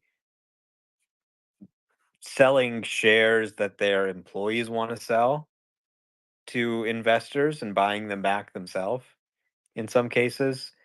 So they do these tender offers regularly. It's a way to actually give their employees liquidity without going public. So more and more companies like Stripe, for example, are saying, look, why do we want to go through the quarterly earnings circus and deal with all the regulatory hassle of being public when maybe there's alternative forms to access liquidity for our employees? And if you have one of these really great private companies, one of these super unicorns, you're a Stripe or a SpaceX, there's sufficient interest that you can do these sort of tender offers, once a year or so to give your employees an opportunity to get some liquidity for their equity. Yeah. All right. Well, that's good. Did you see anything new on Zeekr's Waymo Robotaxi with no controls? No, this was unveiled about a year ago. So, like the video I posted, for example, was from a year ago. So Yeah. it's not like they've really been moving rapidly on this. They were supposed to be due to start receiving units, but now this tariff is in effect. So they would have to pay 100% of the cost of the vehicle as a tariff. And, I'm not sure how anyone in the government would really feel about Chinese vehicles driving around autonomously and, you know, scaling all across America's cities. So I'm not sure they really thought that one through fully, going with a Chinese partner. It probably seemed to make sense at the time, but Biden has been pretty tough with the tariffs, and Trump isn't going to go any easier if he's elected. So they may have really had a little bit of an unexpected blunder here with their lowering their vehicle cost. The Jaguar I-Paces are going out of production, and now these are going to be probably a little bit harder to get too. Could they just import the parts and kind of put them together here and avoid the tariffs that way? I feel like these tariffs just have a lot of loopholes. One thing that they could potentially do is have it manufactured in Mexico and have Geely set up a Mexican subsidiary. They may already have one. And then if it had sufficient North American parts content, they could bring it into the United States with a 0% tariff. But obviously, that would take a lot of work to set up that manufacturing facility when they probably have it all set up in China. So I'm guessing they'll probably just eat the cost of the tariff, probably apply for a tariff exemption, which the White House sometimes grants, but I'm not sure if they'll get one. And just hope something changes, or um, maybe find other vehicle suppliers who don't have the tariff. But yeah, this was really supposed to lower the cost for them. I'm not sure with this 100% tariff whether the cost is lower than their Jaguar I-Paces now. Yeah. And I haven't seen any evidence of them taking any of their sensors or reducing sensors, right? They still had the LiDAR, they still had the radar. Yeah, it appears so. Yeah. It's amazing. Yeah, it's Waymo also probably kind of unclear whether they'll be granted an exemption to run this without a steering wheel. Currently, the federal motor vehicle safety standards require you to have a steering wheel and pedals. If you want an exemption for any item in the safety standards, you have to get an exemption from NHTSA. So, in order for them to sell this or have this on the roads, they'd have to be granted that, and we haven't seen them get that exemption yet, or anybody for that matter. I think Cruise applied for an exemption, but it was never granted. It kind of just hung there forever. David Katz.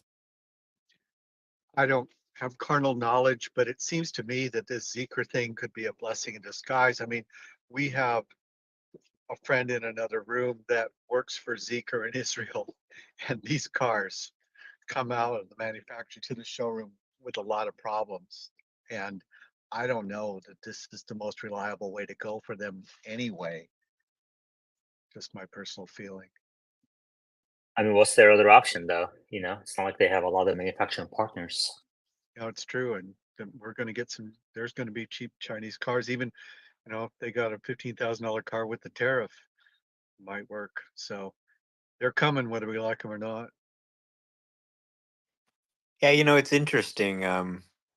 If I were them, maybe I'd say, okay, can we send these cars somewhere there isn't a tariff, like Europe or China, and launch there? But Europe hates technology, and China is not going to let Waymo map and survey their country because that's illegal. So they can never launch in China as long as they require HD mapping, unless they worked with a local partner on those HD maps. It would be very fraught. Even Google search isn't available within the country. So yeah, it doesn't really seem like they can launch in China, even though they wouldn't have to pay the tariff if they could use the car there. Are the Volvo people still going to service Zeekr? I mean, who's going to service Zeekr in the United States? Volvo and Geely have separated. They've broken up. Volvo is out of Polestar, and they're kind of washing their hands with it. So Zeekr is a brand of Geely. It's sort of like the cutting edge, high tech brand, and it's fully owned by Geely, I believe. So do they have a presence that could service the cars here?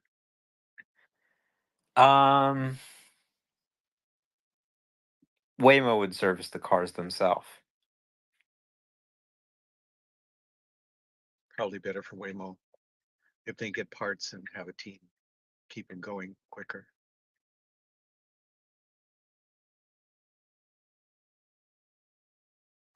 Waymo says we published 2 new papers. One that compares Waymo drivers' crash rates to human drivers over 7 million plus rider-only miles across Phoenix, San Francisco, and Los Angeles. And another paper that develops clear human crash benchmarks to enable such comparison. I mean, they did a great job with the technology, but are they going to be able to scale is the question here. That's the phase we're really at now. It's the scaling phase. So, technology is great, and we can debate technology and, should you have a LiDAR and how many and where should you put it and do you need HD maps? But ultimately, what matters in the market is how long is it going to be for the car to get here? What is the cost compared to my alternatives? And is the ride going to be as good or better than a human driven ride? Those are the things that matter to market success. And scale is a big part of being able to deliver price, speed, and also driving performance.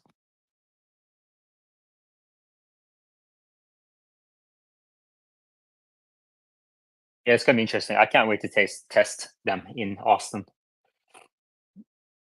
I saw this picture that you posted, Omar, of Elon testing out Cybercab. Is that AI generated? That looks so realistic. Yeah. What did you use for that? I don't know. Someone just DM'd me these pictures and I tweeted them out. and everybody just started freaking out because they're like, no, that's Yeah. definitely not AI. It's like, if you just zoom into it, you can start to see the details don't make any sense. Yeah. But everybody's Like, like, oh wow, my that God, it looks looks so crazy. real. It does look so real. Yeah, What and then the detail other doesn't one, make I sense? said like cybercab doors. And like 3,000 people liked it. And I had to edit the post and be like, guys, I don't think this is real. Calm down. Yeah, you're gonna get comedian over here. What detail doesn't make sense here? I'm looking at it. I'm like zoomed in now, trying to look into the details. All right, let me see. You're looking at the one where it's Elon in the Yeah. passenger seat of the car. Yeah, exactly. I Okay, guess that's a detail that doesn't make sense. But that's on the it's on YouTube as well, or Omar's let's see. profile. Here So we just are. yeah, Sir is I'll trying just I'll pin it up here. I'll pin it up here for Okay, everyone to look, kind of Yaman, look at the check it out. screen on the Tesla. Look at the items on the bottom bar. Hmm. What are those? You know? You see now? Yeah. Now look at the cup holders. Why is half the cup holder under the center console? Right. Exactly. That's so funny. That's so funny. Exactly. Wow.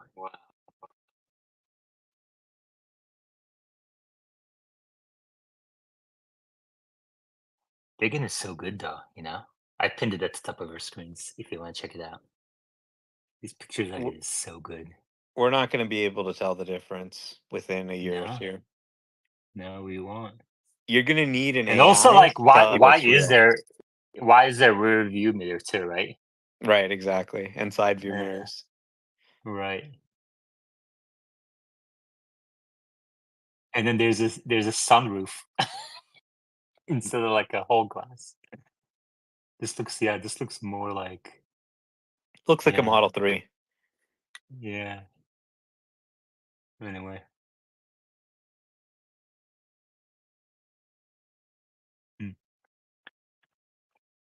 All right. We can move on from that. 10-minute warning. 10-minute warning, and then we're gonna go to Patreon only after our party. After party. I'll pin that link at the top of our screens. Patrons make this space free and open for all. Without my patrons, this is not possible. If you'd like to become a patron, join us in the after party where we summarize, touch on some macro data, answer any questions, etc.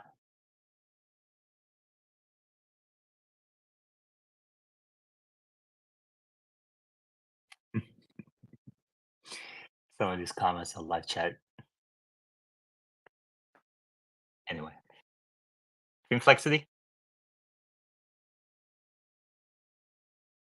Yeah, no, I was just sharing something. I'll reply with it. I'll reply with it below the space. Okay, great. Omar, 2 billion miles FST supervised coming up soon, says Brian in the replies. With a screenshot Yeah. of your traffic. I guess, we could be soon, assuming the rate of miles has kept up.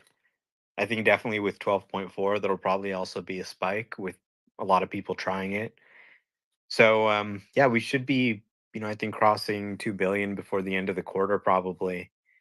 But, yeah, another thing was I have started just doing some rideshare tests. I've realized like the best test you can do is a rideshare test and just like give real rides because you can't fake it. It's completely unplanned.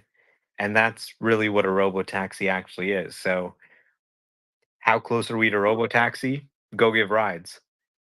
If it does 100% of them, then it's ready for Robotaxi, right? Given a large enough sample size. So I gave like 3 rides, and of the 6 trips I did, picking people up and dropping people, it did 5 of them without any intervention. So like first pickup and drop off, it went, it picked them up, it pulled over to the curb, they got in, dropped them off, no intervention. And then the only intervention it had was not even safety critical. It was making a U-turn and it couldn't make the turn, needed to reverse, and the software can't reverse yet. So I had to reverse for it. But it's not like it was going to run into the wall and I had to take over to prevent a crash. It kind of just nicely stopped and waited and got stuck. So that could have been handled by a remote driver. And then now we've got this version coming out this weekend that's supposed to be 5 to 10 times better than that. So it's kind of just astonishing when you realize that if you ask it to do real rideshare rides, it can often do them without any intervention today. More often than not in my video, which I have pinned to my profile. Jeff.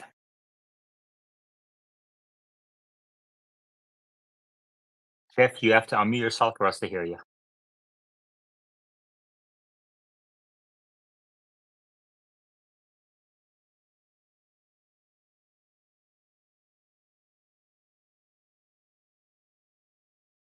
First time speaker. We'll give him some time. David? David Taylor, you have to unmute yourself for us to hear you. Maybe it's just casual Friday. Are people drinking already? What's going on here?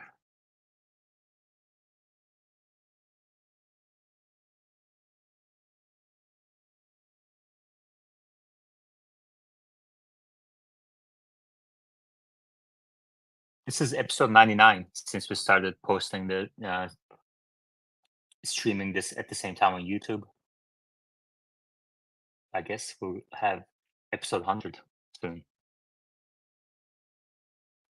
Wow. Mm-hmm. Maybe you should do something special for episode 100. Have Elon I don't know on. what to do. Yeah, right.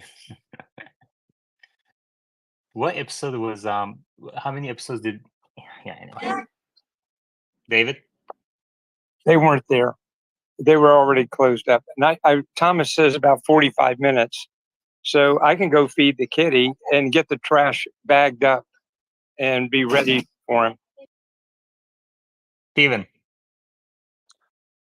Congratulations on 99. I have a question about Waymo. Could Waymo be pulling a fast one on us with all this LiDAR, radar, and all this data they're collecting and then switch to camera only? Omar?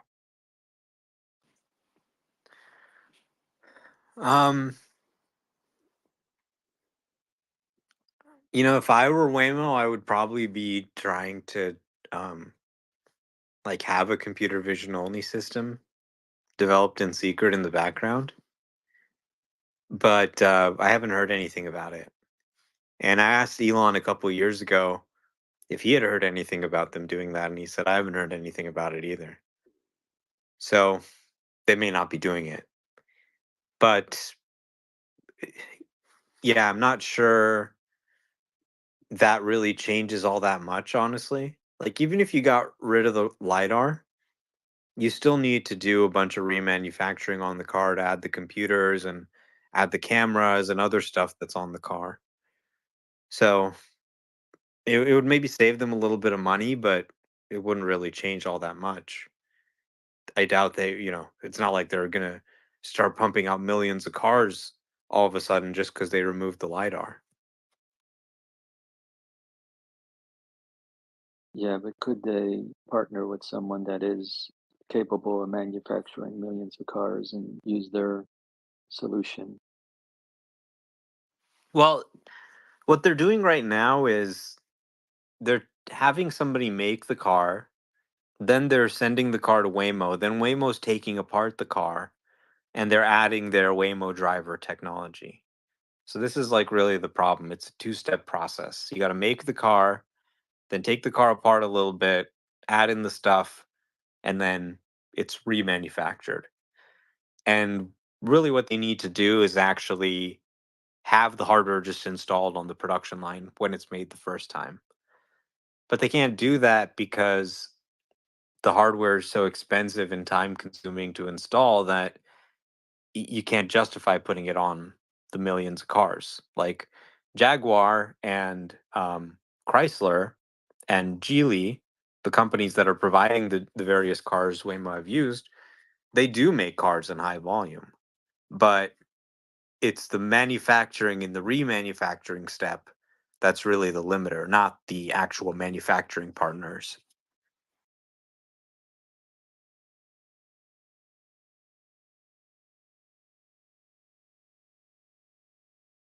All right. 2 minutes. I just sent the link to the after party at the chat room for Patreon. Man, the week is over.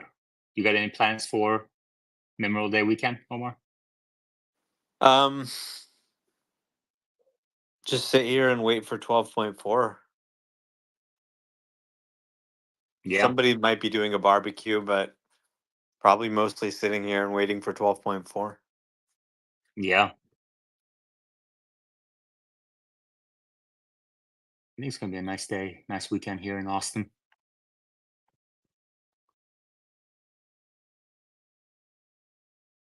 Trying to bring Brandon up. Let's see what he has to say. Brandon? Brandon, go ahead.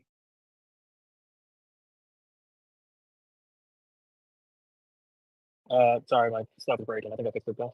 I was gonna say I've said it a bunch before, but I'm gonna say it again. I know we're not really focused on like the cheaper car that Tesla's gonna make. It's more about Robotaxi now, but I still want to see people driving Teslas.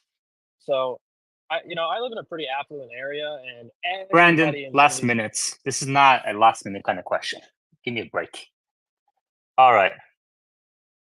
They are Man, I wish making that more people- I affordable wish- cars. It's not I wish just the that people were Robotaxi. more considerate about this space. Like there's some people who are just not considerate. You know? Like I don't know what's going on in their heads, but it's frustrating. All right. We're gonna end this here. And now we're going to come back maybe on Sunday, maybe Monday. We'll see. We'll play it by ear. If not, I will see you guys next time for the 100th episode. Take care. Take care, Omar. Enjoy your weekend.